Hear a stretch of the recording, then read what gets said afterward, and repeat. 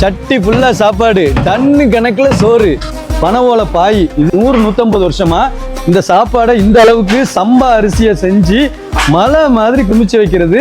கடற்கரை மணல்ல பக்கத்துல படுத்து கிடக்குங்க. குமிஞ்சி கிடக்கிற கத்திரிக்காய் கட்டிங்க பாருங்க, இது பூரா கத்திரிக்காய் தான். பெரிய வெங்காயம் சாம்பார், சின்ன வெங்காயம் தான் சாம்பாருக்கே டேஸ்ட் கொடுக்கும். இப்போ எங்க தூத்துக்குடி மாவட்டத்தில் இருக்கிற அந்த அசன சாம்பார் அப்படிங்கிறது ஒரு பெரிய ஒரு ஃபேவரட் எல்லாருக்குமே. ஐயோ நான் சொன்னல முதல்ல கெடாக்கறி விருந்து அப்படின்னு சொல்லிட்டு அதிரடி ஆரம்பம் தரமா இருக்குது பாருங்க. ஒவ்வொரு சந்தையும் பார்க்கும்போது அவ்வளவு எனக்கு ஜூஸ் பம்பா இருக்குங்க. எவ்வளவு தேவையோ அந்த அளவுக்கு வாங்கிக்கலாம். பாரு என்னமோ கிணத்துல வாரி அரைச்சி மாதிரி ஊத்திக்கிட்டே இருக்க. கூட்டு, பாயாசம், சாம்பார், ரசம், கறி.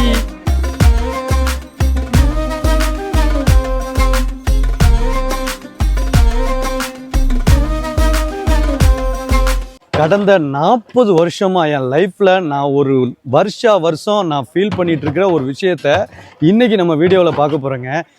இந்த விஷயம் வந்து பார்த்தீங்கன்னா சவுத்து தமிழ்நாடு, அதாவது தூத்துக்குடி, திருநெல்வேலி, கன்னியாகுமரி மாவட்டத்தில் ரொம்ப ஃபேமஸ்ஸு, எல்லாருக்கும் மேக்சிமம் தெரிஞ்ச ஒரு விஷயம். நீங்கள் தமிழ்நிலே பார்த்த மாதிரி அசனம் அப்படிங்கிற ஒரு வார்த்தை.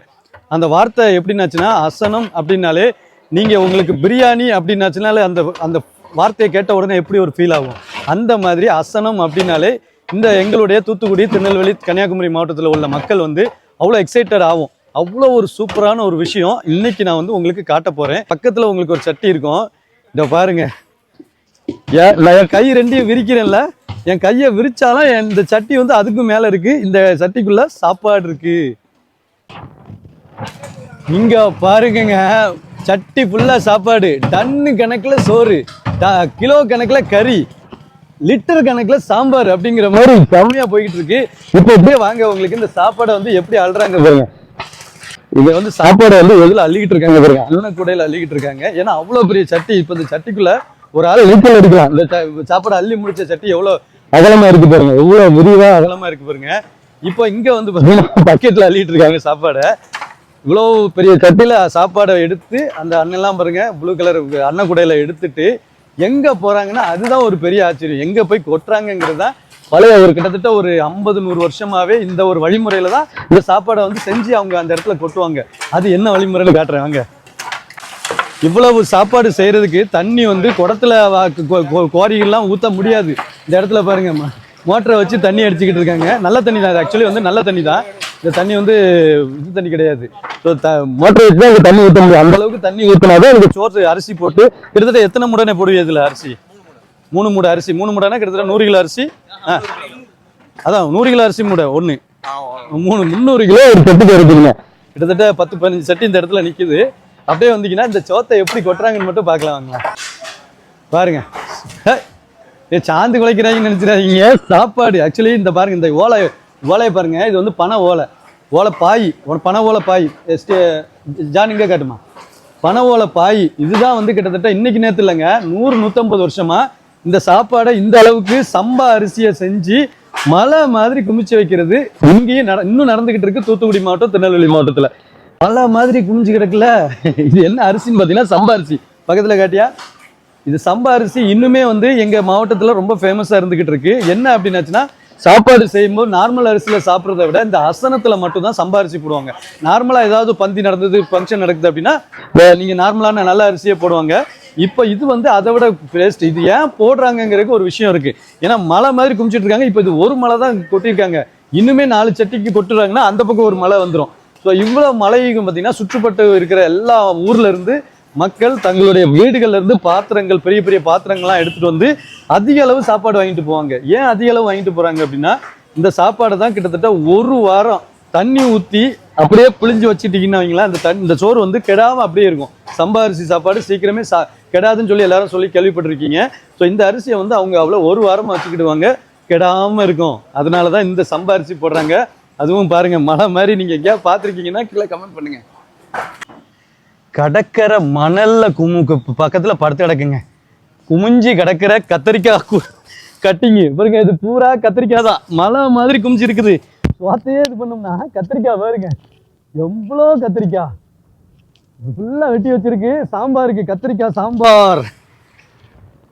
யாருக்கெல்லாம் சாம்பார் பிடிக்கும், அது கத்திரிக்காய் சாம்பார் பிடிக்கும் சொல்லுங்க. பிரம்மாண்டத்தின் உச்சங்க. இந்த பாருங்க, பிரியாணி வைக்கிற சட்டியில முழுக்க முழுக்க மிளகாய் அரைச்சி வச்சிருக்குது. எந்த அளவுக்கு சாம்பார் வைக்க போறாங்கிறது தெரியுது. சாப்பாடு ஃபர்ஸ்ட் பண்ணிட்டாங்க, இனிமேல் சாம்பார் வைப்பாங்க. லிட்டர் கணக்கு, அதுவும் கிட்டத்தட்ட 10-15 பாத்திரம் ஃபுல்லாவே பெரிய சைஸ் அண்டா. அதே அண்டா இது பாருங்க. இஞ்சி பேஸ்ட், இஞ்சியை வந்து பேஸ்ட் ஆக்கி வச்சிருக்காங்க. இப்போ பூண்டை வந்து கம்ப்ளீட்டா அரைச்சி வச்சிருக்காங்க. பிரம்மாண்டத்தின் உச்சம். இந்த 2 மூட்டையில என்னென்ன இருக்குன்னு நினைக்கிறியா? உப்பு, கல் உப்பு இருக்குங்க. இங்க வந்து மேக்ஸிமம் இந்த மாதிரி பெரிய அளவுல செய்யறது அப்படிங்கும்போது கல் உப்பு தான் கண்டிப்பா போட முடியும். தூள் உப்பு போட்டா எங்கிட்டு போகுதுன்னு தெரியாது, அளவும் தெரியாது. அதனால கம்ப்ளீட்டா தூள் உப்பு போட்டு வச்சிருக்காங்க. 2 மூட்டை நிறையா. வெங்காயம் இல்லாமையா? பெரிய வெங்காயம் சாம்பார். ஆனா பெரிய வெங்காயத்தை விட சின்ன வெங்காயம் போட்டா அல்டிமேட்டு. அதுக்கு தான் உடச்சி வச்சிருக்காங்க சின்ன வெங்காயம். எவ்வளவு அதிகமா இருக்கு, இன்னும் வெட்டிட்டு இருக்காங்க. கூட்டு வச்சிங்கன்னா அந்த மனம் பார்த்தீங்கன்னா இந்த கூட்டை சாப்பிட்றதுக்குனே தனி ஒரு டேஸ்ட் வேணுங்க. அவ்வளோ சூப்பராக இருக்கும். இங்கே உள்ள சாம்பாரும் வந்து கொஞ்சம் ஸ்பெஷலாக இருக்கும். அதுவும் ஒரே டேஸ்ட்டில் வருங்க. எங்கள் தூத்துக்குடி மாவட்டம் ஃபுல்லாகவே பார்த்தீங்கன்னா டேஸ்ட்டில் ஒரே டேஸ்ட்டாக வரும். இங்கே பாருங்க, முருங்கைக்காய் இப்போ கொஞ்சம் சீசன் கிடையாது, மழை பெஞ்சிட்டு இருக்கு பார்த்தீங்களா, சீசன் கிடையாதுன்னு ஒன்று முருங்கைக்காய் கொஞ்சம் முத்தலாக வந்திருக்கு, வேற ஒன்றும் கிடையாது. பால் நுர பொங்க என்னது பார்த்தீங்கன்னா உருளைக்கிழங்கு. ஒரு சாம்பார் எவ்வளோ அளவில் டேஸ்ட்டில் வைப்பாங்கங்கிறது உங்களுக்கு தெரியும். அதில் ஒவ்வொரு ஐட்டமும் பார்க்க டன்னு கணக்கில் இருக்குது. உருளைக்கிழங்கே 2 சட்டிக்கு இவ்வளோ பெருசாக இருக்குன்னா பாருங்க, அப்போ குழம்பு எவ்வளோ எல்லாம் டேஸ்ட்டாக இருக்க போகுது. சாம்பார் பெரிய வெங்காயத்தை விட சின்ன வெங்காயம் போட்டால் தாங்க டேஸ்ட்டாக அல்லும். சின்ன வெங்காயம் தான் சாம்பாருக்கே டேஸ்ட் கொடுக்கும். இப்போ எங்கள் தூத்துக்குடி மாவட்டத்தில் இருக்கிற அந்த அசன சாம்பார் அப்படிங்கிறது ஒரு பெரிய ஒரு ஃபேவரட் எல்லாருக்குமே. அந்த சாம்பாருக்கு உண்டான வெங்காயம் பாருங்க, இந்த ஒரு சட்டி அங்கே ஒரு சட்டி நம்ம பார்த்தோம்ல, அது ஒன்று இன்னும் வெட்டிக்கிட்டே இருக்காங்க. இன்னும் இவங்களுக்கு மத்தியானம் கிட்டத்தட்ட 2-3 மணி வரைக்கும். இப்போ இங்கே இருக்கிறவங்களாம் யாருன்னு நினச்சிய? யார் சொல்லுங்க? எதுக்கு வேலைக்கு வந்திருக்காவ போல இருக்கு? 100 நாள் வேலை திட்டத்துக்கு வந்திருக்காங்களாம் இல்லையா? 1 நாள் வேலை திட்டமா? இப்போ எல்லாருமே வந்து ஒரு குடும்பமாக இருந்து சர்ச்சில் உள்ள இல்லையா, ஒரு எல்லா இறை மக்கள் தான் எல்லாருமே ஒரு குடும்பமாக இருந்து இங்கே நம்ம சாம்பார் செய்கிறதுக்கு உண்டான பொருட்களை சாம்பார் செய்யறதுக்கு உண்டான பொருட்களை அவ்வளோ அழகா நமக்கு வந்து வெட்டி தர்றாங்க. என்னதா சாம்பார், இதுல இந்த சாம்பார் எத்தனை பேருக்கு பிடிக்கும் நீங்க இங்க இருக்க கேட்டா தெரியும். ஏன்னா பார்த்தீங்களா, 1 வாரம் வச்சிருப்பாங்களாம். அப்போ 1 வாரம் அவங்க வீட்டுல பிரேக்ஃபாஸ்டே கிடையாது, சாப்பாடே கிடையாதுனுக்கா. அவ்வளவு சூப்பரான ஒரு வெங்காயம் வெற்றிய. அதுவும் இந்த வெங்காயத்தை ஏன் இவ்வளவு டேஸ்டா இருக்குன்னு இப்ப நீங்க தெரிஞ்சிருப்பீங்க. ஏன்னா நம்ம வந்து ஆண்கள் வெட்டிருந்தா இவ்வளவு டேஸ்ட் வராது, பெண்கள் உரிக்கிறதுனாலதான் இவ்வளவு டேஸ்ட் வருது அப்படின்னு ஒரு எக்ஸ்ட்ரா பிட்டு போட்டுக்கிட்டே ரொம்ப நன்றி. அப்பா சாப்பாடு செய்யறவங்க, சாம்பார் செய்யறவங்க கஷ்டப்படுறாங்களோ இல்லையோ, அதை காட்டுற நான் எவ்வளவு கஷ்டப்பட வேண்டியிருக்குங்க. வேத்து ஊத்திருச்சுன்னு அங்க நின்று ஆவாதுன்னு சொல்லிட்டு இங்க வந்திருக்கேன் பாருங்க. ஐயோ, நான் சொன்னல முதல்ல கிடா கறி விருந்து அப்படின்னு சொல்லிட்டு அதுல உள்ள கிடா வெட்டிட்டு இருக்காங்க. நிறைய எலிகிட மனம் உள்ளவங்க இந்த வீடியோவை அப்படியே ஸ்கிப் பண்ணிட்டு கொஞ்சம் தள்ளி வந்துருங்க. இப்போ வந்து கிடா வெட்டிட்டு இருக்காங்க. உள்ள வந்து அதை துண்டு போட்டுட்டு இருக்காங்க. நமக்கு இதை விட அதுதான் முக்கியம். வாங்க அள்ளுவோம். அதிரடி ஆரம்பம். ஆட்டாடாடாடா, நான்வெஜ் பிரியர்களுக்கு ஒரு சிறப்பான சம்பவங்க. இந்த கறி வெட்டுற ஸ்டைலை பார்த்தாலே நமக்கு வந்து இப்ப சாப்பிடவா இன்னும் கொஞ்ச நேரம் கழிச்சு சாப்பிடலாம் வெயிட் பண்ண முடியாது, அந்த அளவுக்கு தரமா இருக்குது பாருங்க. கிடா கறி அவ்வளவுமே கிடாதான். நம்ம எங்க ஊர்ல துடிக்க கிடா கறிங்க. ஆபரகான வெட்ட பாருங்க அண்ணே, அங்க பாருங்க மீசக்காரரு பாத்தீங்களா, அண்ணன் பேர் தான் ஆபரகாம். அண்ணன் வெட்டுலாம் ஒண்ணு துண்டு 4 தான் இருக்கும். அப்படிதானே பாருங்க, ஒரு வெட்டுக்கு 4 துண்டு விழுது பாருங்க. வேற லெவலுங்க. நிறைய பேருக்கு இது வந்து இந்த வாசனை பிடிக்காது. பட் ஆனா இங்க இருக்கிறதே நமக்கு வந்து சொர்க்கத்துல இருக்கிறதுக்கு ஈக்குவலா இருக்குது. இந்த வாசனை அவங்களுக்கு இருக்கு. கிட்டத்தட்ட இது எத்தனாவது கிடான இது ஓடுது? 4வது கிடா ஓடுதுங்க. குறைஞ்சது 10-15 கிடா ஓடும். இன்னுமே மத்தியானம் ஒரு 2 மணி வரைக்கும் இதை வெட்டுதான் அதிகமா வந்துகிட்டே இருக்கும். இங்க நிக்கிற கிடாக்கள் எல்லாமே சாப்பாட்டுக்கு தாங்க. இங்க இருக்க 2, 4, 6, 8, 10 கிடா இருக்குது. இதெல்லாம் எப்படி வந்துச்சு அப்படின்னாச்சுன்னா, இந்த அசனத்துக்காக கோயில்ல உள்ள ஆட்கள் தான் நேம்சம் பண்ணுவாங்க. நேம்சம் அப்படின்னாச்சுன்னா என்னது, பொருத்தனை அப்படின்னு சொல்லுவாங்க. பொருத்தனை கூட இல்லை, அது ஏதோ ஒரு உங்களுக்கு தமிழ்ல சொல்லுவாங்களே, இங்க உள்ளது வந்து பொருத்தனை இல்லை நேம்சம் அப்படிதான் சொல்லுவாங்க. ஒரு கடவுளுக்கு நேர்ந்து விட்ட கிடா அப்படின்னு சொல்லுவாங்கல்ல, அந்த மாதிரி நேர்ந்து விட்டது தான் இந்த கிடா எல்லாம். இப்போ அறுத்துட்டு கிட்டத்தட்ட 5-6 அறுத்துட்டாங்களாம். இன்னும் ஒரு 10 கிடக்குது. இப்போ மக்கள் வந்து அப்பப்போ இடையில அவங்கவுங்க கொண்டு வந்துகிட்டு இருப்பாங்க. பார்த்துக்கிடுங்க, அவங்கவுங்க யார் ஒரு குடும்பத்து மூலமா பொருத்தனை பண்ணவங்க எல்லாருமே கண்டிப்பா கொண்டு வருவாங்க.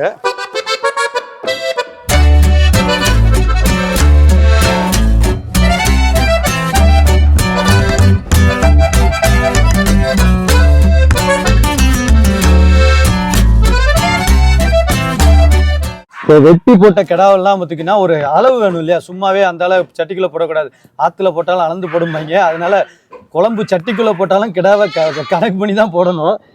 பாருங்க, ஒவ்வொரு சந்தையும் பார்க்கும்போது அவ்வளோ எனக்கு கூஸ் பம்பா இருக்குங்க. பச்சையாவே சாப்பிடணும் போல இருக்கு, அந்த அளவுக்கு வெறித்தனமா இருக்கேன். அதனால கொஞ்சம் சமைச்சிட்டு சாப்பிடுவோம் சரியா. சமைச்சதுக்கு அப்புறம் இந்த குழம்பு எப்படி இருக்குன்னு பார்க்கலாமா.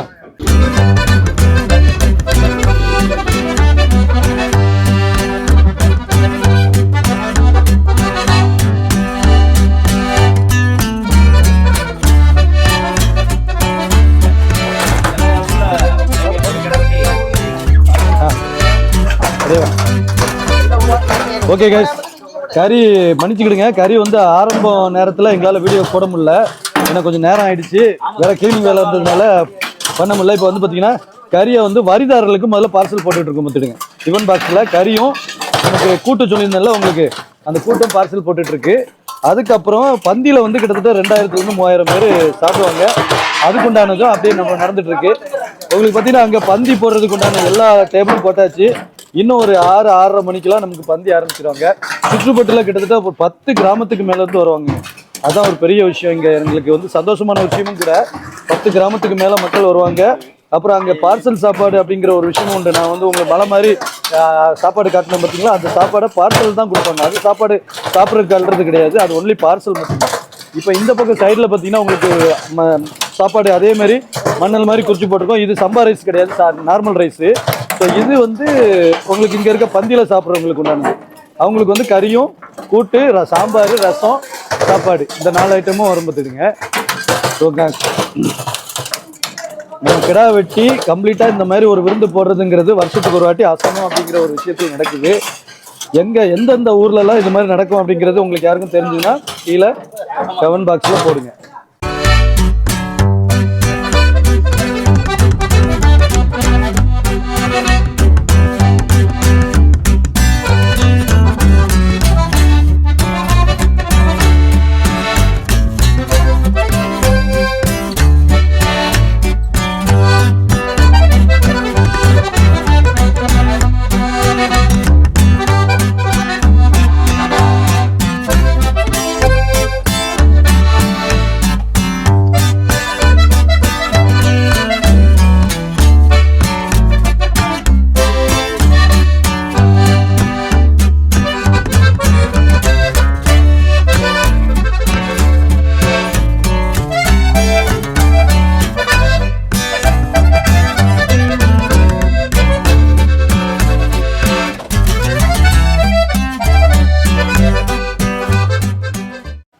ஸோ ஓகே கைஸ், பின்னாடி பார்த்தீங்கன்னா பார்சல் சாப்பாடு கொடுக்க ஆரம்பிச்சாச்சு. இவ்வளோ நேரம் மழை மாதிரி குமிச்சு வச்சுருந்தாங்களே, அந்த சாப்பாடை வந்து நம்ம சுற்றுப்புறத்தில் இருக்கிற மக்கள் எல்லாமே அவங்களுடைய பாத்திரத்தில் வாங்கிட்டு போய் உட்காந்து சாப்பிட்றது வந்து அந்த பக்கம் கொடுப்பாங்க. ஆனால் முதல்ல அதை வாங்க மாட்டாங்க. முதல்ல வீட்டில் உள்ளவங்களுக்கு அங்கே இருக்கிறவங்களுக்கு நிறைய பேருக்கு வாங்கி வச்சுட்டு, நான் சொன்னேன்ல 1 வாரம் வரைக்கும் இந்த சாப்பாடை வச்சு சாப்பிட்லான்னு. ஸோ அதுக்காக அவங்க பெரிய பெரிய பாத்திரங்கள்லாம் வாங்கிக்கிட்டு இருக்காங்க. அதுக்கு தான் இப்போ லைன் மாதிரி வச்சுருக்கு. இது வந்து பார்த்தீங்கன்னா சாப்பாடு அந்த பக்கம் கொடுக்க லைன் வந்து பார்சலில் வாங்கிட்டு போவாங்க. இந்த ஃபுல்லாக பெண்கள் தான் அதிக அளவு வந்திருக்காங்க, அப்புறம் ஆண்களும் வந்து இப்போ வரவாங்க பார்த்துக்கோங்க. ஸோ இந்த பகுதி தான் கம்ப்ளீட்டாக நிற்கிறாங்க ஆட்கள். உங்களுக்கு தெரியுதுல, இவ்வளோ ஆட்கள் நிற்கிறாங்க. இவங்களை வந்து இந்த ஒரு லைன் இந்த வழியாக விட்டோம் அப்படின்னா மொத்தமாக வரும்போது அவங்களுக்கு சரியான அளவில் சாப்பாடு கிடைக்கிறது இல்லை. அதனால ஒருத்தராக 10 பேராக கொண்டு வந்து இங்கே விட்டுட்டு அவங்களுக்கு சாப்பாடு ஃபஸ்ட்டு கொடுத்துருவாங்க.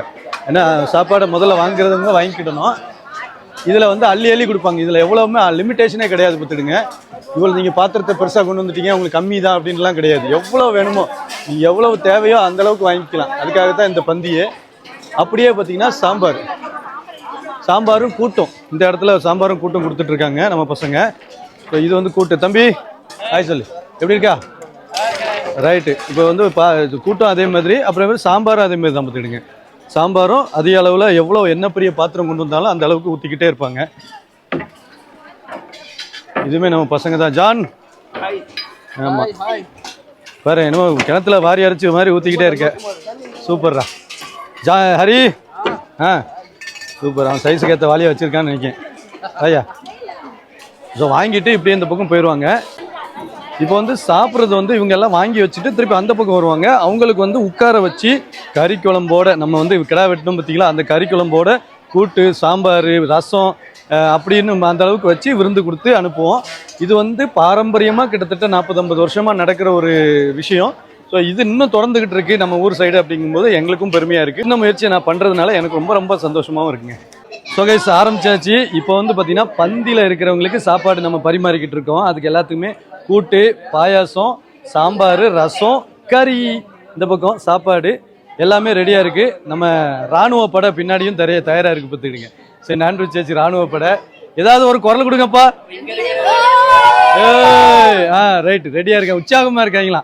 இப்போ வந்து சப்ளை, இப்போ நம்ம மக்கள் பொதுமக்கள்லாம் நிறைய பேர் சாப்பிட வந்துட்டாங்க. இப்போ இங்கே பார்சல் வாங்கிட்டு இங்கே வந்து சாப்பிட வந்திருக்கிறாங்க. எல்லாருமே வந்து உற்சாகமான ஒரு பந்தி விசாரிப்புக்கு ரெடியாக இருக்கும். வாங்க போகலாம். இப்போ இங்கே உட்காந்துருக்கிறது பூரா வந்து சுற்றுப்புற கிராமங்களில் உள்ள அண்ணாக்கள், அக்காக்கள் எல்லாருமே தான் வந்திருக்காங்க. ஸோ இவங்களுக்கு இதோ கென்னியும் போகிறாப்புல இவங்களுக்கு நம்ம வந்து இந்த உணவை கொடுக்குறதுல ரொம்ப மகிழ்ச்சி அடைகிறோம்.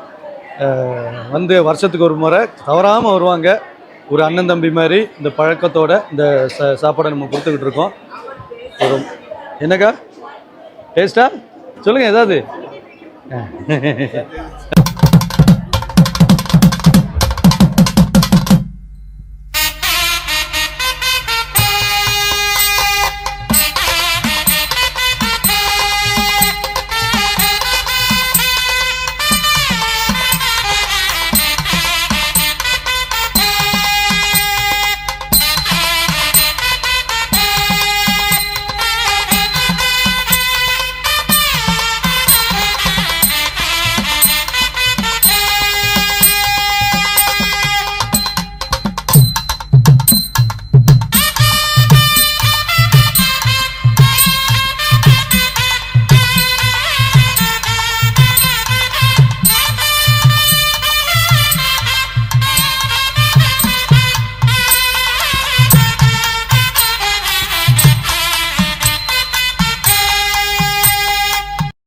ஆயிரம் கோயிலை கட்டுறதை விட ஒரு அன்னச்சத்திரம் கட்டுறது பெஸ்ட்டு அப்படின்னு சொல்லி நம்ம பாரதியார் சொல்லியிருந்தாங்க.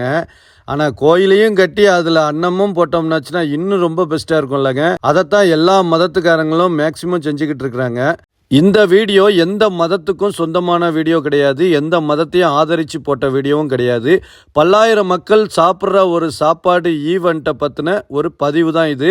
இந்த வீடியோ உங்களுக்கு பிடிச்சிருக்கும்னு நினைக்கிறேன். பிடிச்சிருந்தா சப்ஸ்கிரைப் பண்ணிவிட்டு கூட இருக்க பெல் ஐக்கான டிங் டிங் கிளிக் பண்ணுங்கள் guys.